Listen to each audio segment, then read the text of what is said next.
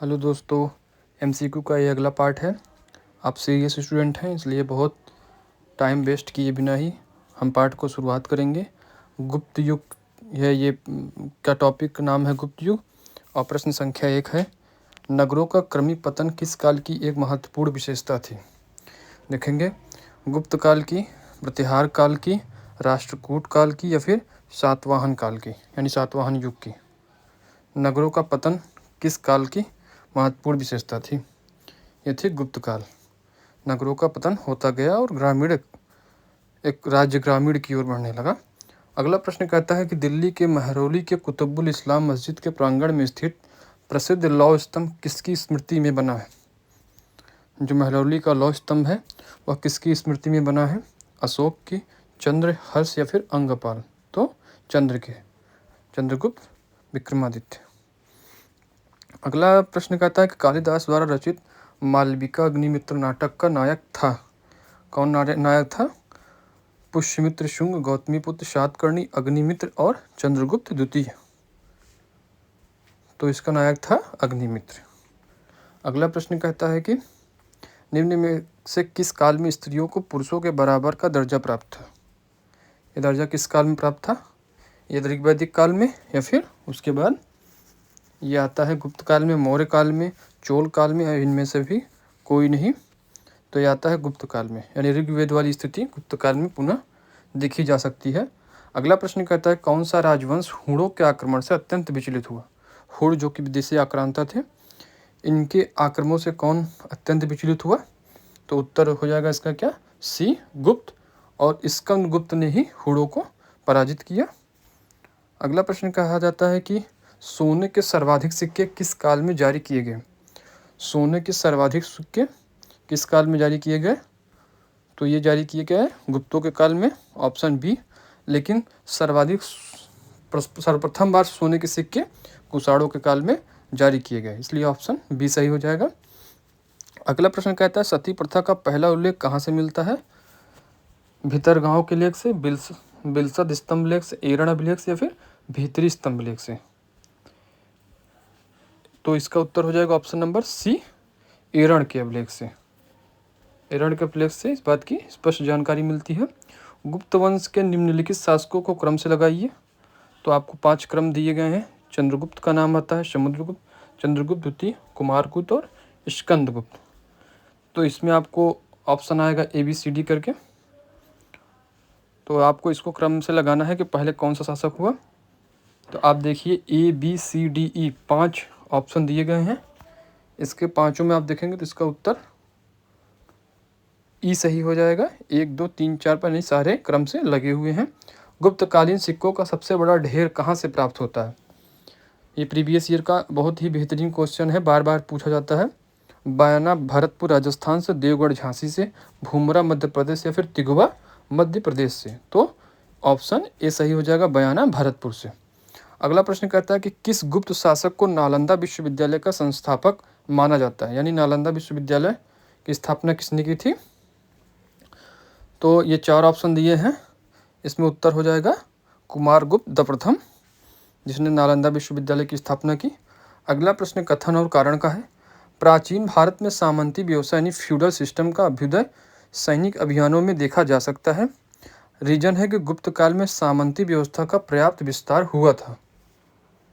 तो इसके लिए आपको कथन और कारण दोनों को मिला के आपको इसका प्रश्न का उत्तर देना है। आगे 4 विकल्प दिए जाएंगे आपको कि ए और आर यानी कथन और कारण दोनों सही हैं और आर ए की सही व्याख्या कर रहा है। ए और आर दोनों सही हैं किंतु आर ए की सही व्याख्या नहीं कर रहा है।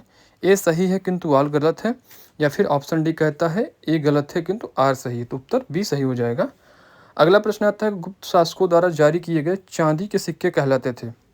रूपक, करसापड़, दिनार या फिर पड़? गुप्त शासकों द्वारा जारी किए गए चांदी के सिक्के क्या कहलाते थे? दिनार सोने का सिक्का था, तो रूपक चांदी का सिक्का था। तो ऑप्शन ए सही हो जाएगा। अगला प्रश्न बड़ा प्रश्न है कि प्राचीन भारत में गुप्त काल से संबंधित गुफा चित्रांकन के केवल 2 उदाहरण उपलब्ध हैं। इनमें से एक अजंता की गुफाओं में किया गया चित्रांकन है। गुप्त काल के चित्रांकन का दूसरा अवशिष्ट उदाहरण किस स्थान पर उपलब्ध है? यानी ऐसी ही चित्रकारी किस गुफा में प्राप्त होती है? आपके ऑप्शन है बाथ की गुफाएं, लोमस ऋषि की गुफा, एलोरा की गुफा या फिर नासिक की गुफाएं। आपको सेम ऐसी ही मिलती जुलती चित्रकारी कहाँ प्राप्त होती है? तो मध्य प्रदेश में स्थित बाथ की गुफाओं में। ऑप्शन ए सही हो जाएगा। अगला प्रश्न कहता है कि चंद्रगुप्त द्वितीय के काल में विद्या, कला व साहित्य का महान केंद्र कौन सा था? धारवाड़, वाराणसी, उज्जैन या फिर विदिशा। इसी समय चंद्रगुप्त द्वितीय की का जो राजधानी जो था वो उज्जैन ट्रांसफर हो चुका था, इसलिए इस प्रश्न का उत्तर क्या हो जाएगा? उज्जैन। उज्जैन उसमें विद्या, कला व साहित्य का महान केंद्र बन के उभरा था। अगला प्रश्न कहते हैं किस वंश के शासकों ने मंदिरों एवं ब्राह्मणों को सबसे अधिक गांव दान में दिया? ब्रह्मदेव की शुरुआत हमको कहाँ से देखने को मिलती है? तो ब्रह्मदेव सातवाहनों के समय में हम देखते हैं। हालांकि इसका प्रश्न का उत्तर क्या हो जाएगा? गुप्त वंश। अगला प्रश्न कहता है कि कालिदास की किस कृति की गिनती विश्व के 100 सुप्रसिद्ध साहित्यिक कृतियों में होती है? तो इसमें 4 ऑप्शन है कि ऋतु संहार, मेघदूत, अभिज्ञान शाकुंतलम या फिर कुमार संभवम। तो इसका उत्तर क्या हो जाएगा? अभिज्ञान शाकुंतलम। विलियम जोन्स ने जिसका ट्रांसलेशन इंग्लिश में किया, तो अभिज्ञान शाकुंतलम। अगला प्रश्न कहता है कि वर्तमान गणित में दशमलव प्रणाली आविष्कार का श्रेय निम्न में से किस युग को है? यानी दशमलव प्रणाली की शुरुआत को किस युग से जोड़ के देखा जाता है? कुषाण युग, गुप्त युग, मौर्य युग या फिर वर्धन युग। वर्धन युग यानी हर्षवर्धन के समय। इसका उत्तर हो जाएगा बी, गुप्त युग से। अगला प्रश्न कहता है कि निम्न में से कौन सा गुप्त वंश के पतन का कारण नहीं था? स्कंदगुप्त के बाद केंद्रीय शक्तियों का दुर्बल होना, हुड़ों का आक्रमण, प्रांतीय शासकों का विद्रोह, फिर सत्ता के नियंत्रण के लिए आंतरिक संघर्ष। इसका उत्तर क्या हो जाएगा? ऑप्शन नंबर डी, सत्ता के नियंत्रण के लिए आंतरिक संघर्ष इसका एक कारण नहीं था। निम्न में से किस गुप्त शासक ने अपने सिक्कों पर अपने आप को बीड़ा बजाते हुए आकृति में अंकित करवाया है?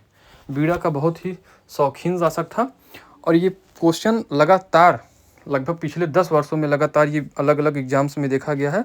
उत्तर बी सही हो जाएगा, समुद्रगुप्त से है।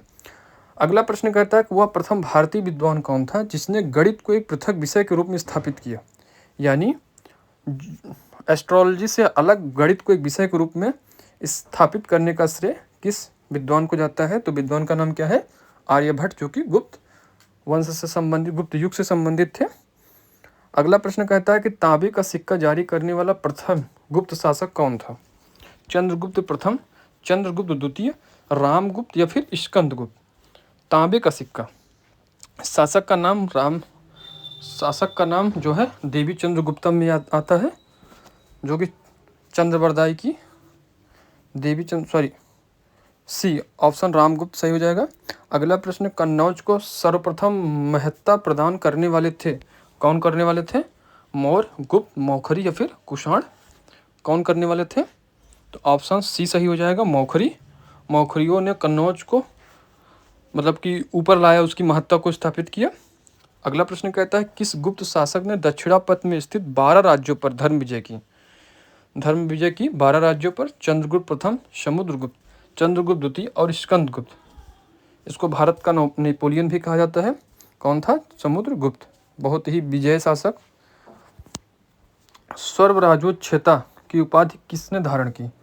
चंद्रगुप्त प्रथम ने, चंद्रगुप्त द्वितीय ने, समुद्रगुप्त ने या फिर स्कंदगुप्त ने? किसने धारण की? सर्वराज्योच्छेता समुद्रगुप्त ने। ऑप्शन सी, सभी राज्यों को उखाड़ फेंकने वाला। ऐसा शासक पूरे भारतवर्ष में न हुआ, न था, न है, न और न ही होगा। अगला प्रश्न कहते हैं किसने अंतिम शक शासक रुद्र सिंह तृतीय को पराजित कर उसकी हत्या कर शकों को अंतिम रूप से उन्मूलित कर दिया? यह काम किस शासक ने किया? चंद्रगुप्त प्रथम, चंद्रगुप्त द्वितीय, समुद्रगुप्त या फिर स्कंदगुप्त ने? तो ऑप्शन बी सही हो जाएगा, चंद्रगुप्त सेकंड ने। अगला प्रश्न बड़ा प्रश्न है कि सुदर्शन झील जिसका निर्माण चंद्रगुप्त मौर्य के सौराष्ट्र प्रांत के गवर्नर पुष्यगुप्त वैश्य ने करवाया था तथा जिसकी मरम्मत प्रथम बार शक शासक रुद्रदामन ने अपने निजी खर्चे पर करवाया, कि दूसरी बार मरम्मत किसने करवाई? बहुत ही अच्छा प्रश्न है। तो इसके 4 ऑप्शंस दिए जाएंगे। पहला है कि समुद्रगुप्त ने, दूसरा है कि स्कंदगुप्त ने, तीसरा है कि चंद्रगुप्त द्वितीय विक्रमादित्य ने या फिर डी कुमारगुप्त प्रथम ने। तो इसका उत्तर क्या सही हो जाएगा? ऑप्शन बी स्कंदगुप्त ने। अगला प्रश्न कहता है कि कौन सही सुमेलित नहीं है। आपको दो सूचियां दी गई हैं, वाग्भट अष्टांग हृदय, कामंदक का नीतिसार, विशाख दत्त की मुद्रा राक्षस या फिर भृतहरि की मेघदूतम। तो इसका विकल्प दिया जाएगा कि ए बी सी डी में कौन सा सही नहीं है। तो ऑप्शन डी सही हो जाएगा कि भृतहरि मेघदूतम नहीं है, क्योंकि कालिदास का मेघदूतम है। अगला प्रश्न कहता है कि सूची 1 को सूची 2 से मिलान कीजिए। सूची ए और बी दो सूचियां हैं। प्रयाग इलाहाबाद प्रशस्ति सूची में समुद्रगुप्त है, प्रशस्ति बी है बिलसड़ कुमारगुप्त तृतीय, भीतरी मंदसौर। ये चारों में विकल्पों में आप मिलान कीजिए, फिर से आप रिपीट करके देख लीजिएगा। तो इन चारों में से कौन सा विकल्प सही है? तो इसका उत्तर हो जाएगा विकल्प ए बी सी डी चारों क्रम से लगे हुए हैं। अगला प्रश्न देखिए, विसूची का मिलान करना है। इसमें प्रांत, विषय, जिला और नगर नगर और ग्राम है। सामने उपारिक, विषयपति, नगरपति और ग्रामीक, ये चार सूची नंबर 2 में 4 ये नाम है। आपको सूची 1 को सूची 2 से मिलान करना है। इसके लिए आपको आगे विकल्प दिया जाएगा, आपको बताना है कि कौन सा विकल्प एक दूसरे से मैच खाता है। तो ए बी सी डी है। इसमें जो है कि आप देखेंगे विकल्प संख्या ए सही है, क्योंकि इसमें एक ए से, बी 2 से, सी 3 से, डी 4 से मिलान करता है, यानी दिया गया जो चार्ट है वो हूबहू मैच खाता है। अगला प्रश्न कहता है कि कौन सुमेलित नहीं है। इसमें आपको बताना है कि महासंधि विग्रहित युद्ध व शांति का मंत्री है या नहीं, महादंडनायक सेना का सर्वोच्च अधिकारी है या नहीं, विनय स्थिति संस्थापक धार्मिक मामलों का प्रमुख अधिकारी है या नहीं, महाश्वपति गज सेना का अध्यक्ष है या नहीं। तो डी उत्तर सही हो जाएगा। फिर मिलान वाला क्वेश्चन है। ऐसे ही क्वेश्चन यूपी पीसीएस में आप लगातार पिछले वर्षों से देख रहे होंगे। ए बी सी डी 4 क्रम है। आपको सूची 1 और सूची 2 में मिलान करना है। तो वास्तु भूमि, सामने है कृषि योग्य भूमि, अपरहत सामने है निवास योग्य भूमि, अपरहत कृषि जंगल भूमि, ऐसे करके 4 है। आप देखिए ए बी सी डी करके 4 विकल्प दिए गए हैं। चारों में आपको देखेंगे तो पिछली प्रश्न के भांति ही ए का ए, बी का 2, सी का 3 और डी का 4 सही हो जाएगा। तो ऑप्शन ए सही है। अगला प्रश्न फिर से मिलान वाला है। श्रेष्ठी, साहूकार, सार्थवा, व्यापारी, कुली, शिल्पी, कारीगर, कायस्थ यानी लेखक से। तो इसके लिए 4 विकल्प दिए जा रहे हैं। चारों में से देखना है कौन सा विकल्प एक दूसरे से मैच खाता है। तो ए बी सी डी 4 विकल्प हैं। इसमें भी एक का ए, बी का 2, सी का 3 और डी का 4 सही, यानी दिया गया क्रम हूबहू उसके उत्तर से मैच खाता है, इसलिए इसका ऑप्शन ए सही हो जाएगा। आगे मिलते हैं गुप्त काल से संबंधित और वीडियो और गुप्तोत्तर काल से के कुछ प्राथमिक वीडियो को लेकर के, प्राथमिक प्रश्नों को लेकर के। चैनल को सब्सक्राइब कर लीजिए, क्योंकि बहुत ही मोस्ट इंपॉर्टेंट क्वेश्चंस मैं लाता रहूँगा, जो कि आपके आगामी परीक्षा में आपका मदद करेंगे। धन्यवाद। जय हिंद।